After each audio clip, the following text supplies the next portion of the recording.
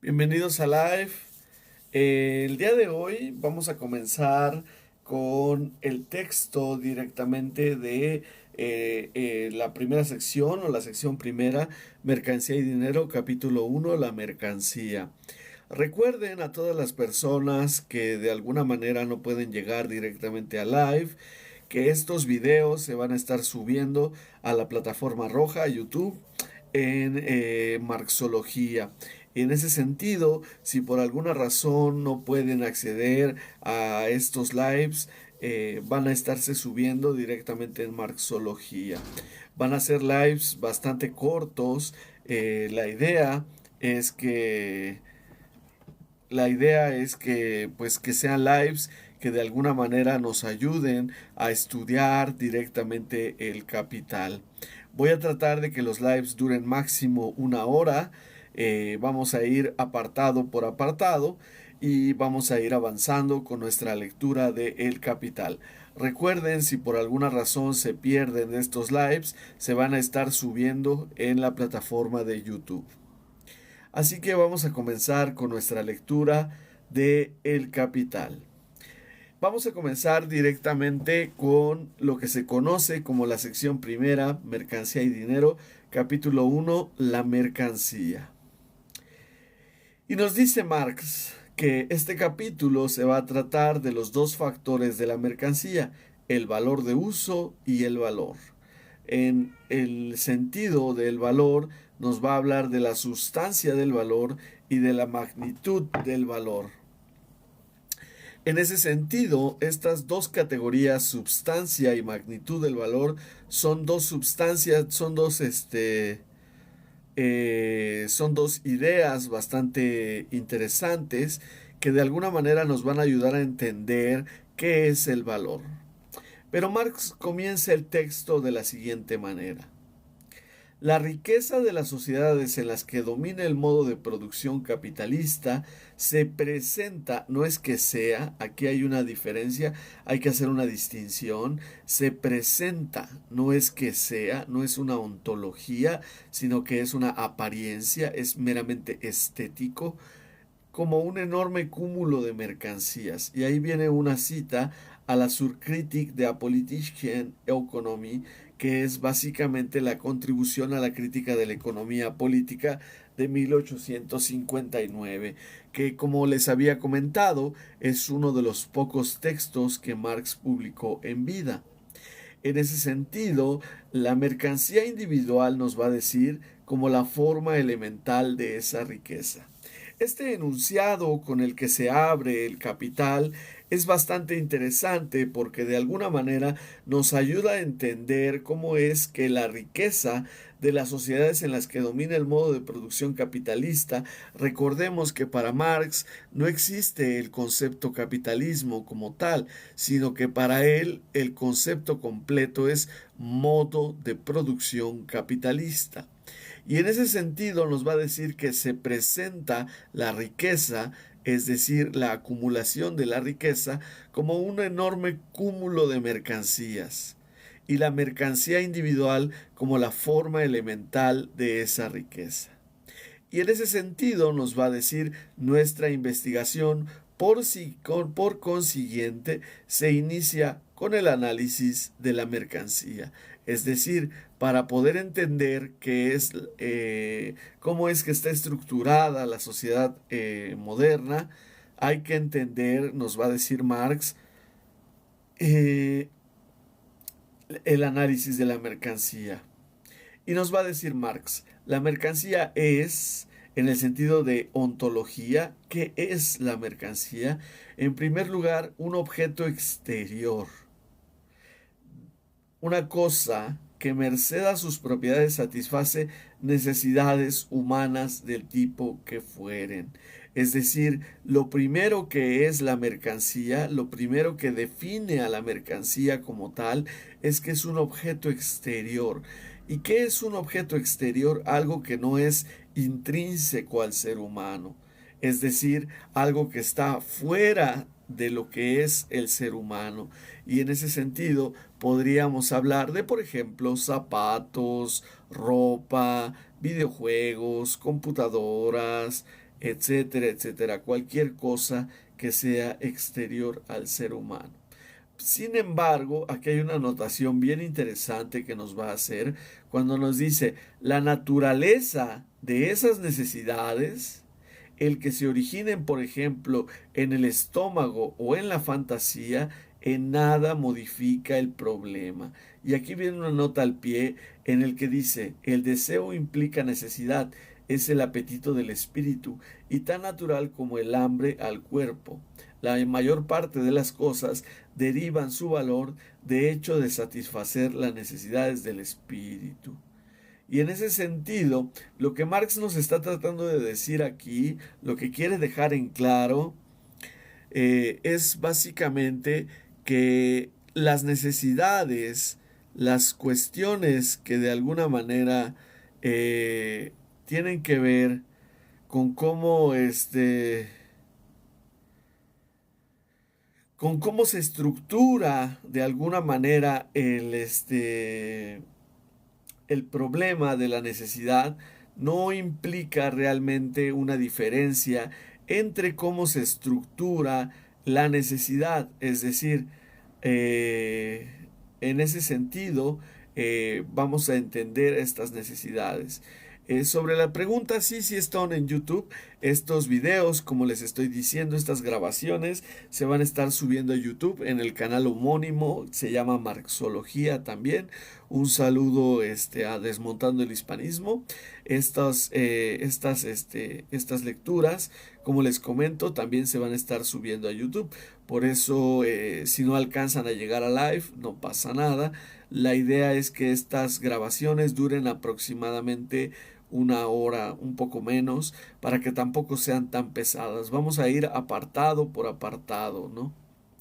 Bueno, volviendo al texto, nos va a decir Marx que poco importa que las necesidades sean algo que se origina en el estómago o en la fantasía. La naturaleza, el origen de esas necesidades, no importa si se originan en el estómago o en la fantasía. Es decir, no importa si se trata de algo que satisface una necesidad fantasiosa, como por ejemplo la necesidad de jugar un videojuego, o la necesidad de estar a la moda, o la necesidad de estar al día con algún producto en particular. Por ejemplo, esta idea del FOMO, ¿no? De decir que tienes FOMO de que no fuiste al concierto de Bad Bunny, que eso no satisface necesariamente a tu necesidad interna en el estómago, sino que satisface algo que está en la fantasía, ¿no? En el sentido de la construcción de lo que te hace ser como persona, ¿no? Y en ese sentido, no importa si esa necesidad viene del estómago, es decir, de si satisface tu necesidad de alimentarte, o si viene de la fantasía. En ese sentido, no importa, siguen siendo mercancías, ¿no? Y después va a continuar diciéndonos Marx, tampoco se trata aquí de cómo esa cosa satisface la necesidad humana, de si lo hace directamente como medio de subsistencia, es decir, no importa si lo hace directamente a partir de algo que te permita subsistir como ser humano, o o es decir, como objeto de disfrute, o a través de un rodeo como medio de producción. Y aquí hay dos categorías que me gustaría que analizáramos un poquito más a profundidad, que es medio de subsistencia y medio de producción. La diferencia entre un medio de subsistencia y un medio de producción es que básicamente los medios de subsistencia son aquellas necesidades o esas capacidades que los seres humanos tenemos y que nos sirven necesariamente para poder resolver nuestras necesidades prácticas, como por ejemplo tener una casa, como por ejemplo tener quizá un automóvil, un teléfono celular en la actualidad, el tener acceso a la educación, acceso a la salud. Sin embargo, tampoco se trata aquí de medios de producción. ¿Y qué es un medio de producción? Esta es una de las categorías más importantes de la filosofía marxista, porque el medio de producción, como su nombre lo indica, es un medio que te permite producir objetos, que te permite construir algo nuevo, algo novedoso, algo distinto, que no existe de otra manera, ¿no? Después va a continuar diciéndonos, toda cosa útil como el hierro, el papel, etcétera, ha de considerarse desde un punto de vista doble, según su cualidad y con arreglo a su cantidad. Es decir, todo en este mundo tiene una cualidad y una cantidad. Es decir, por ejemplo, un zapato tiene la cualidad de servir para, eh, para evitar que te lastimen los pies cuando caminas en el espacio público, y al mismo tiempo tiene un arreglo a razón de su cantidad, cuántos zapatos realmente necesitas para vivir. Hay algunas personas que te podrían decir yo solo tengo un par de zapatos y ya. Y hay personas que te pueden decir tengo 20,000 pares de zapatos, ¿no? Ahí la cuestión es cuál es la cualidad y la cantidad de eso. Cada una de esas cosas es un conjunto. Cada una de esas cosas es un conjunto de muchas propiedades y puede por ende ser útil en diversos aspectos. El descubrimiento de esos diversos aspectos y en consecuencia de los múltiples modos de usar las cosas constituye un hecho histórico. Y aquí viene una nota al pie, dice, las cosas tienen una virtud intrínseca. En este, virtud en Borbón, el término específico para designar el valor de uso, en todas partes tiene la misma virtud, tal como la piedra imán atrae al hierro. La propiedad del imán del atraer el hierro solo se volvió útil cuando por medio de ella se descubrió la polaridad magnética. Y es decir, nos va a decir Marx en ese sentido, que hay cosas que no conocemos, hay cosas que no entendemos realmente cuál es su utilidad práctica hasta que llegamos al punto de organizarlas, de entenderlas a partir de lo que se necesita, ¿no? Es decir, cuando el ser humano logre descifrar para qué sirven los objetos que nos encontramos en la naturaleza, esos objetos van a dejar de ser objetos exteriores y se van a convertir en posibilidades de transformación. Y esto nos habla de que necesariamente esto va avanzando en el sentido histórico, ¿no? Que la historia define la posibilidad de la utilidad práctica de un objeto, ¿no? Y dice, ocurre otro tanto con el hallazgo de medidas sociales para indicar la cantidad de las cosas útiles. En parte, la diversidad de las medidas de las mercancías se debe a la diferente naturaleza de los objetos que hay que medir y en parte a la convención. Es decir, la cantidad con la que se mide un objeto varía, no es siempre la misma, ¿no?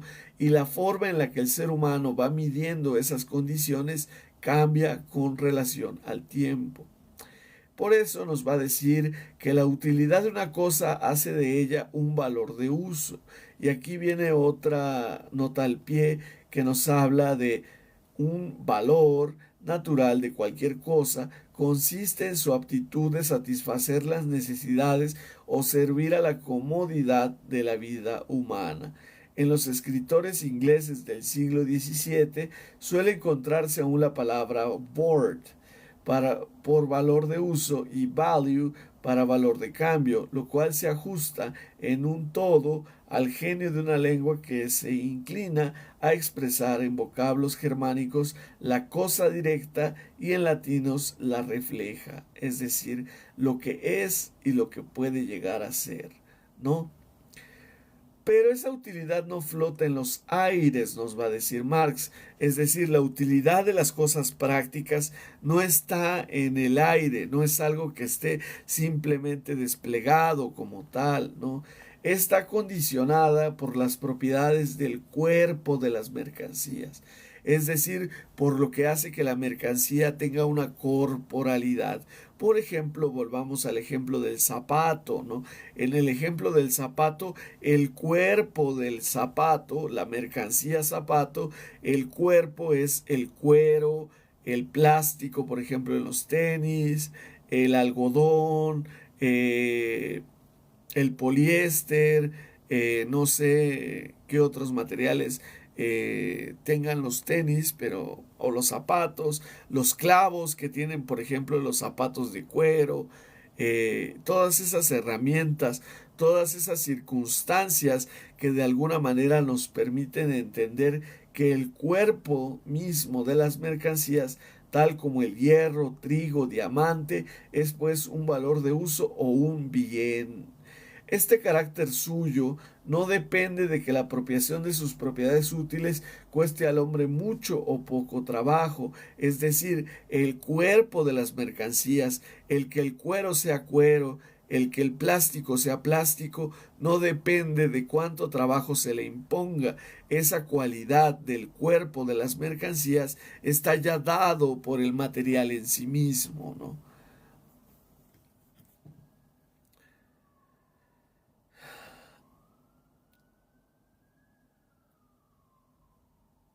Al considerar los valores de uso, se presupone siempre su carácter determinado cuantitativo, tal como una docena de relojes, una vara de lienzo, nota al pie. Vara de lienzo es una medida que se utilizaba en la que probablemente ustedes también, si son igual de viejos que yo, habrán dado cuenta alguna vez cuando acompañaron a su mamá o a su abuela a las tiendas en donde venden donde venden tela. No sé si se han dado cuenta de que la tela la medían con unas varas que medían 1 metro. Ahora la venden por metro, pero durante mucho tiempo se medía a partir de una vara, y esa vara era la que medía cuántas varas de tela se podía comprar. Eso era muy común en el siglo XIX, porque recordemos que en el siglo XIX todavía no existía, hacia 1867, cuando Marx está escribiendo El Capital, todavía no existía esta organización de la unidad de medidas. Tal vez ya había trabajos al respecto, no soy experto en ese tema, pero hasta donde tengo entendido, todavía no estaba estandarizado, todavía no era algo normal, ¿no? No era algo común. Por eso Marx usa la cantidad de vara de lienzo, ¿no? También habla de 1 tonelada de hierro, etcétera. Después nos va a decir, los valores de uso de las mercancías proporcionan la materia para una disciplina especial, la merceología. Y aquí viene una nota al pie. Nos dice, en la sociedad burguesa prevalece la fictio iuris, ficción jurídica, de que todo comprador de mercancías tiene un conocimiento enciclopédico acerca de las mismas. Y eso es una fantasía, ¿no? Cuando uno compra necesariamente, no necesariamente tienes conocimiento absoluto de lo que estás comprando, ¿no? Y en ese sentido nos va a decir Marx que el valor de uso se efectiviza, se adquiere esa dimensión práctica, ¿no? Hola Carla, un saludo. Estamos específicamente en el capítulo 1, sección primera, mercancía y dinero, el capítulo sobre la mercancía, ¿no? Y solo vamos a leer el parágrafo 1. La idea es que no queden, que no quede, que no sea, que no sea, ¿cómo se llama? Que no queden tan largos los videos para subirlos a YouTube. Si ustedes se pierden estos lives que van a ser más o menos de 40 a 45 minutos, básicamente la idea es que sean lecturas comentadas del Capital, y al mismo tiempo, al finalizar esta lectura del Capital, los voy a estar subiendo a YouTube, así que no se preocupen. El canal de YouTube en donde se van a estar subiendo se llama Marxología.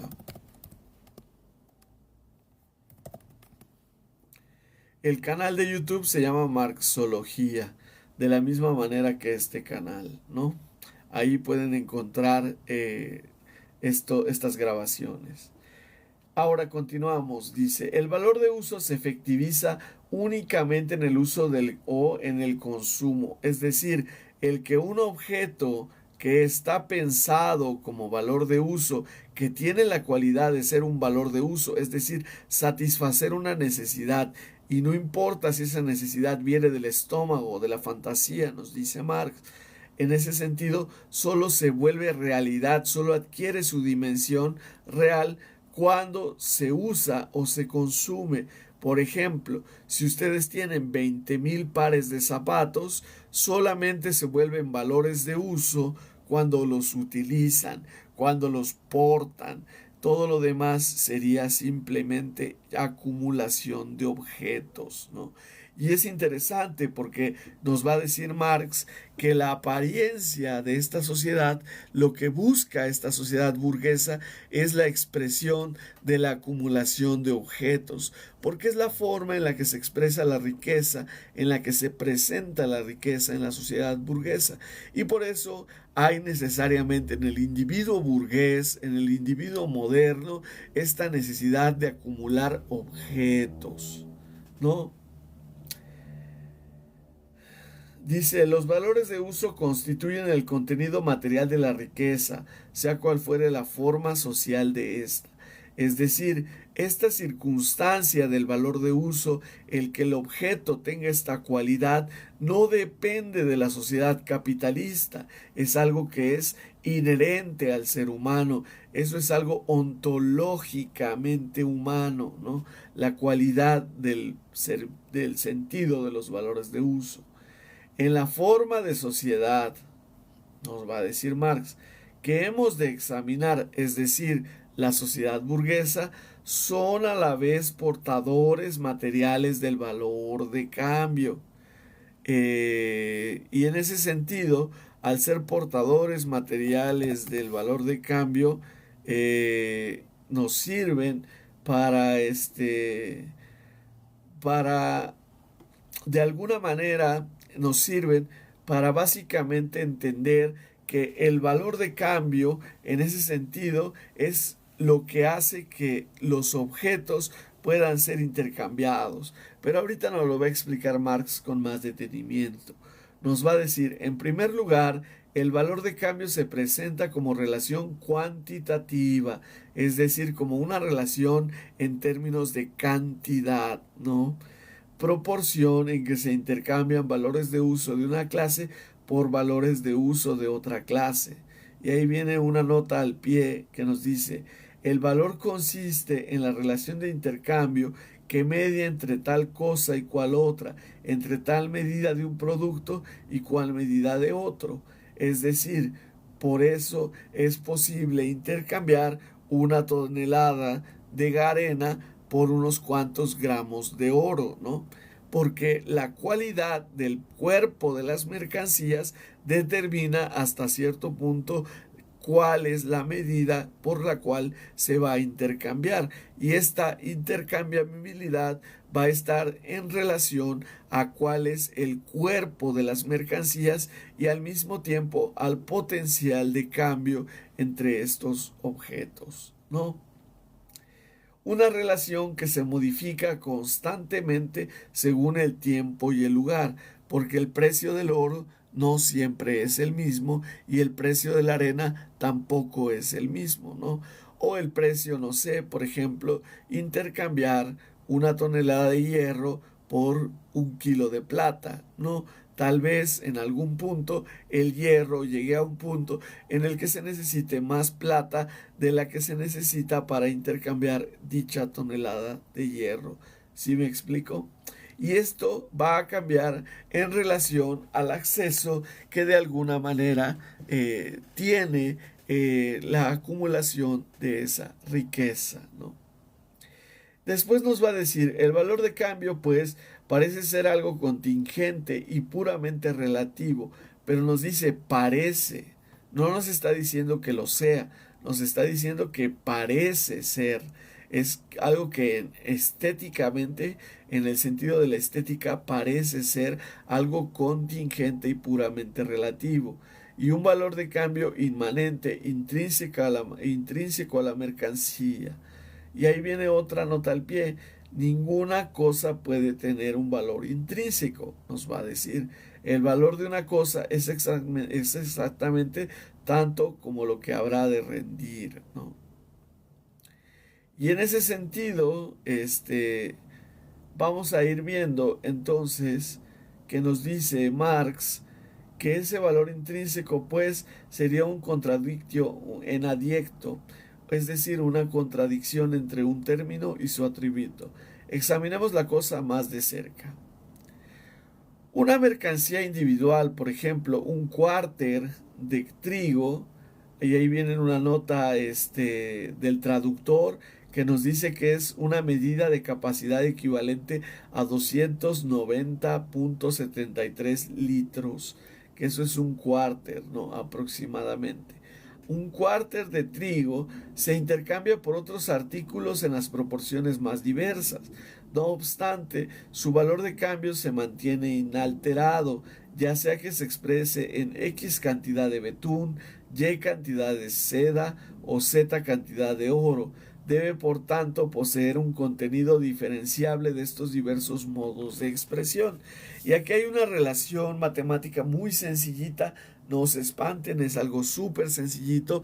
Básicamente lo que Marx nos está diciendo es el valor del cuárter de trigo es siempre el mismo sin importar a qué mercancía se le equipare, si se le equipara al betún, si se le equipara a la seda o si se le equipara al oro. Sin embargo, como el oro tiene su propia densidad, el betún tiene su propia medida y la seda tiene su propia medida, la medida del betún, de la seda y del oro no van a ser iguales, van a ser distintas en relación, así se trata de X cantidad de betún, Y cantidad de seda o Z cantidad de oro que se equiparan a un cuárter de trigo, ¿no? Espero que haya quedado más o menos claro. No sé si hay alguna pregunta, alguna duda al respecto. Háganmela saber en los comentarios. Bien, si no hay dudas, continuamos. Tomemos otras dos mercancías. Por ejemplo, el trigo y el hierro. Sea cual fuere su relación de cambio, esta se podrá representar siempre por una ecuación en la que determinada cantidad de trigo se equipara a una cantidad cualquiera de hierro. Por ejemplo, un cuárter de trigo es igual a quintales de hierro. ¿Qué denota esta ecuación? Que existe algo común de la misma magnitud en dos cosas distintas, tanto un cuárter de trigo como a quintales de hierro. Ambas por consiguiente son iguales a una tercera, que en sí y para sí, es decir, en el sentido de la ontología hegeliana, no es ni la una ni la otra. Es decir, hay una tercera. ¿Y qué es esa tercera? Y ahí es donde básicamente explota la teoría del valor de Marx, ¿no? A todas las preguntas que les interese realizar sobre el texto que estamos leyendo, con mucho gusto las contesto, pero las preguntas que no están relacionadas con el texto, yo te invito a que las preguntes en algún video de los que tengo en TikTok y con mucho gusto te respondo ese tipo de preguntas. Por ahora, como insisto, estamos haciendo una lectura detallada del Capital y solo estoy atendiendo a este llamado. Así que disculpa. Como les decía, nos va a decir Marx que por consiguiente son iguales a una tercera, que en sí para sí no es ni la una ni la otra. Cada una de ellas, pues, en tanto valor de cambio, tiene que ser reducible a una tercera. Y es aquí donde de alguna manera aparece entonces el sentido mismo del valor. Y eso es lo que nos va a enseñar Marx. Dice, un sencillo ejemplo geométrico nos ilustrará el punto. Para determinar y comparar la superficie de todos los polígonos se les descompone en triángulos. Se reduce el triángulo a su vez a una expresión totalmente distinta de su figura visible, el semiproducto de la base por la altura. De igual suerte, es preciso reducir los valores de cambio de las mercancías a algo que les sea común, con respecto a lo cual representan un más o un menos. Ese algo común no puede ser una propiedad natural, geométrica, física, química o de otra índole de las mercancías. Sus propiedades corpóreas entran en consideración única y exclusivamente en la medida en que ellas hacen útiles a las mercancías, en que las hacen ser, pues, valores de uso. Pero, por otra parte, salta a la vista que es precisamente la abstracción de sus valores de uso lo que caracteriza la relación de intercambio entre las mercancías. Dentro de tal relación, un valor de uso vale exactamente lo mismo que cualquier otro, siempre que esté presente en la proporción que corresponda. O como dice el viejo Barbón, una clase de mercancías es tan buena como otra si su valor de cambio es igual.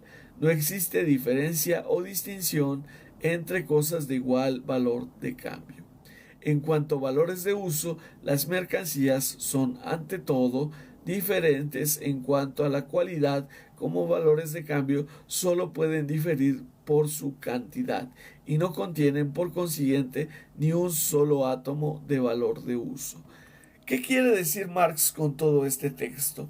Pues básicamente lo que nos está explicando es que el valor de uso, es decir, la capacidad de satisfacer necesidades humanas, no significa necesariamente el que en esa capacidad de satisfacer necesidades humanas esté intrínsecamente ligado al valor de cambio, sino que el valor de cambio es la cualidad de los objetos de representar determinada cantidad, determinada cualidad, que al mismo tiempo nos sirve para intercambiar, que nos sirve para hacer que ese objeto al mismo tiempo sea susceptible de intercambio.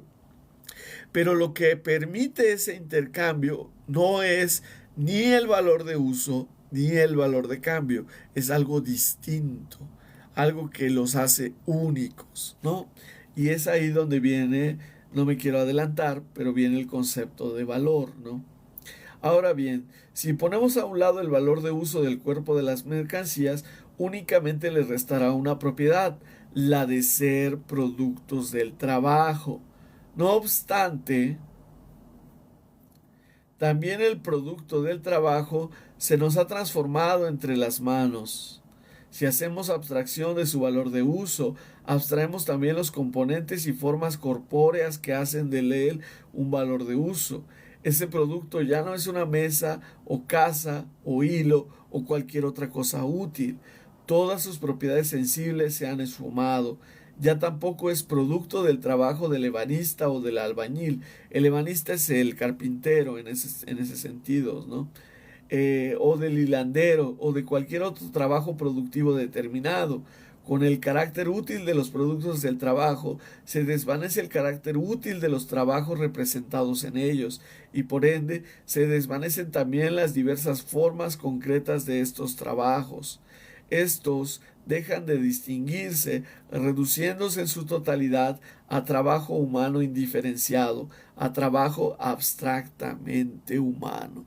Es decir, no importa qué tipo de trabajo produzca los valores de uso, porque el valor de uso es sólo la capacidad de satisfacer necesidades humanas del tipo que fueren, no importa si se originan en el estómago o en la fantasía, y al mismo tiempo esta relación de intercambiabilidad solo está en relación a con qué se puede intercambiar, pero lo que permite que las mercancías en sí mismas se puedan intercambiar es que son producto del trabajo humano.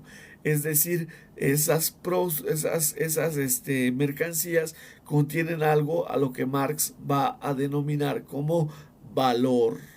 Y esa categoría de valor básicamente hace referencia a el producto del trabajo humano, trabajo abstractamente humano, es decir, no importa si eres albañil, no importa si eres carpintero, no importa si eres sastre, en el fondo lo que vas a producir, lo que vas a dejar ahí es la fuerza con la que transformaste a la materia y al transformar a la materia te transformas a ti mismo.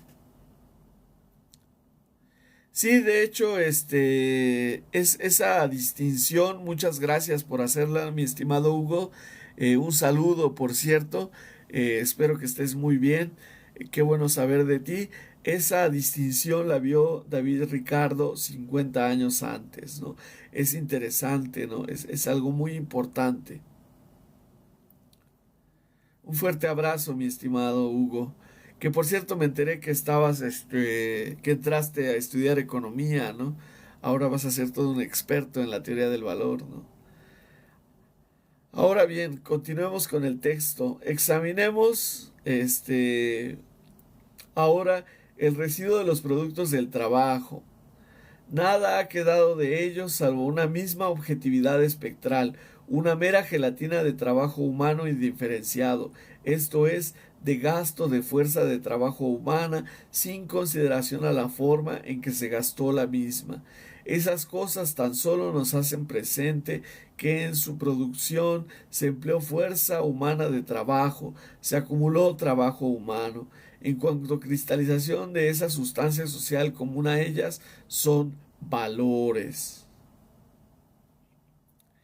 En la relación misma de intercambio entre las mercancías, su valor de cambio se nos puso de manifiesto como algo que por entero independiente de sus valores de uso. Si luego se hace efectivamente abstracción del valor de uso que tienen los productos del trabajo, se obtiene su valor, tal como acaba de determinarse. Ese algo común que se manifiesta en la relación de intercambio o en el valor de cambio de las mercancías es pues su valor. Es el desenvolvimiento de la investigación, nos va a decir Marx, volverá a conducirnos al valor de cambio como modo de expresión o como forma de manifestación necesaria del valor, al que por de pronto, sin embargo, se ha de considerar independientemente de esa forma, ¿no? Un valor de uso, un bien por ende, solo tiene valor porque en él está objetivado o materializado trabajo abstractamente humano. Es decir, las cosas solo valen para Marx, para la teoría del valor, porque tienen trabajo abstractamente humano. Y en ese sentido, esto constituye una ontología del ser social en Marx, la cualidad de que todo objeto producto del trabajo humano tiene materializada energía humana, ¿no? Esa es una cualidad bastante importante de la teoría del valor de Marx. Dice, por la cantidad de sustancia generadora de valor, por la cantidad de trabajo contenida en ese valor de uso, la cantidad de trabajo misma se mide por su duración y el tiempo de trabajo, a su vez, reconoce su patrón de medida en determinadas fracciones temporales, tales como hora, día, etc. Podría parecer que si el valor de una mercancía se determina por la cantidad de trabajo gastada en su producción, cuanto más perezoso o torpe fuera un hombre, tanta más valiosa sería una mercancía, nos va a decir Marx, ¿no? Porque entre más te tardes en producir un objeto, pues obviamente más valioso sería, ¿no? Pero nos va a decir Marx que no. ¿Por qué? Porque aquel necesitaría tanto más tiempo para fabricarla. Sin embargo, el trabajo que genera la sustancia de los valores es trabajo humano indiferenciado, gasto de la misma fuerza humana de trabajo. El conjunto de la fuerza de trabajo de la sociedad, representado en los valores del mundo de las mercancías, hace las veces aquí una y la misma fuerza humana de trabajo, por más que se componga de innumerables fuerzas de trabajo individuales. Cada una de esas fuerzas de trabajo individuales es la misma fuerza de trabajo humana que las demás, en cuanto posee el carácter de fuerza de trabajo social media y opera como tal fuerza de trabajo social media, es decir, en cuanto en la producción de una mercancía solo utiliza el tiempo de trabajo promedialmente necesario o tiempo de trabajo socialmente necesario.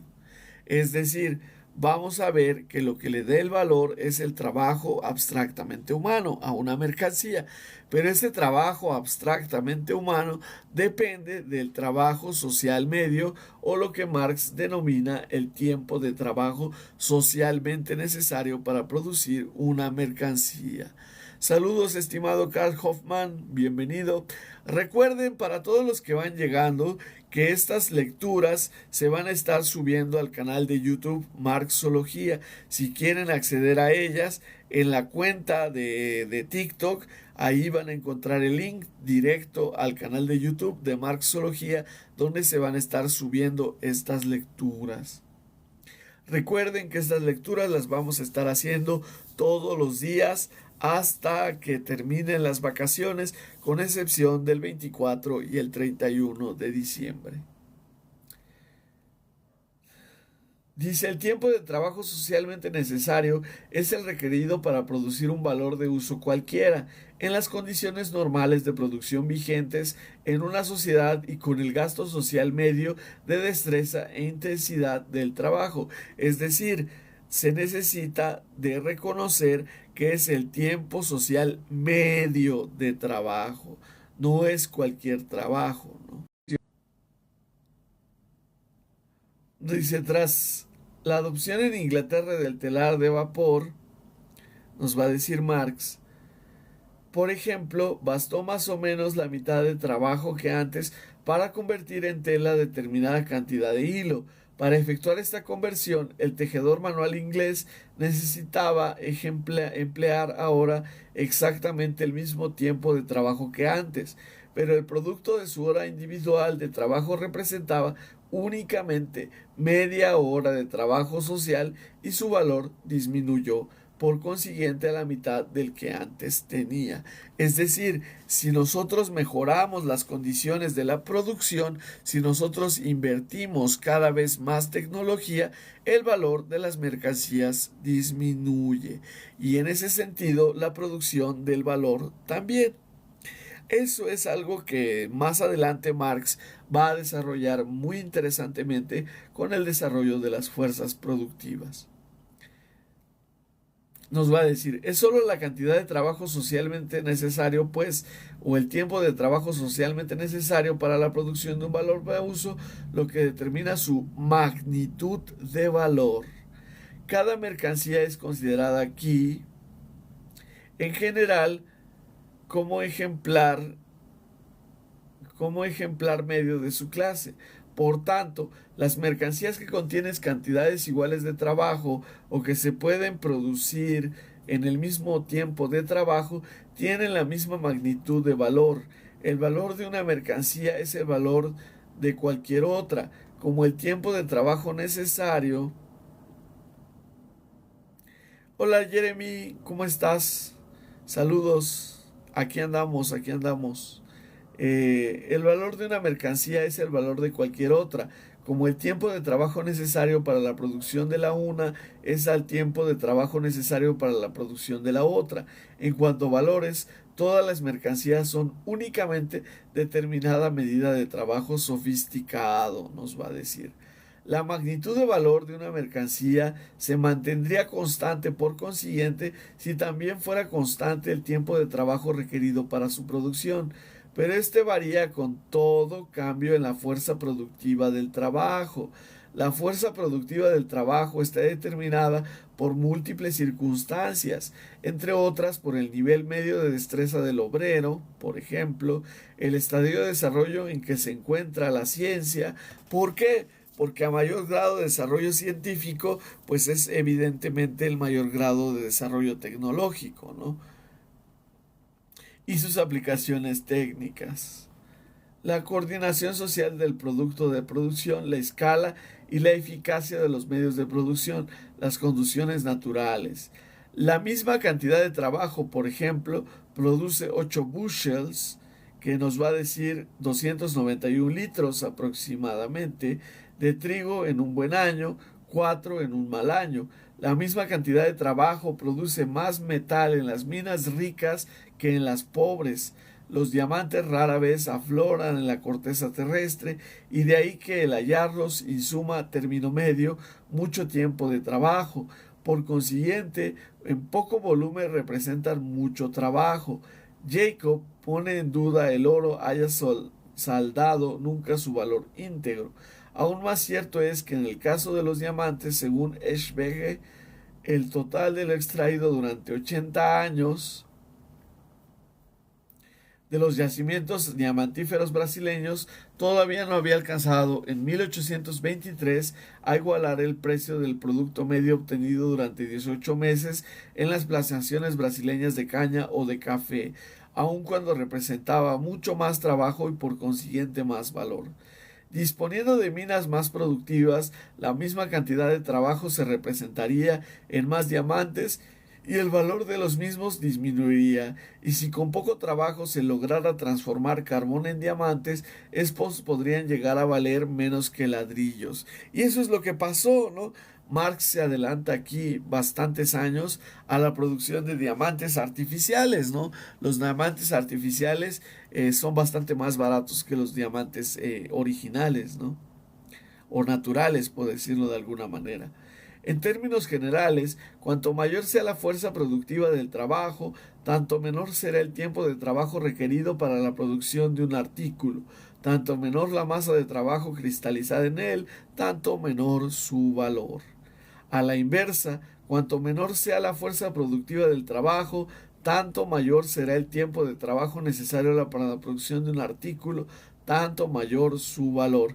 Por eso, los trabajos, los productos, los objetos artesanales tienden a ser un poco más caros que los productos que están hechos en fábricas, ¿no? Aunque ahí también hay una distorsión en términos del mercado, pero ese es un tema que veremos después. Una cosa puede ser valor de uso y no ser valor, nos va a decir Marx. Este es el caso cuando su utilidad para el hombre no ha sido medida por el trabajo. Ocurre ello con el aire, la tierra virgen, las praderas y bosques naturales, etc. Una cosa puede ser útil y además del producto del trabajo humano y no ser mercancía.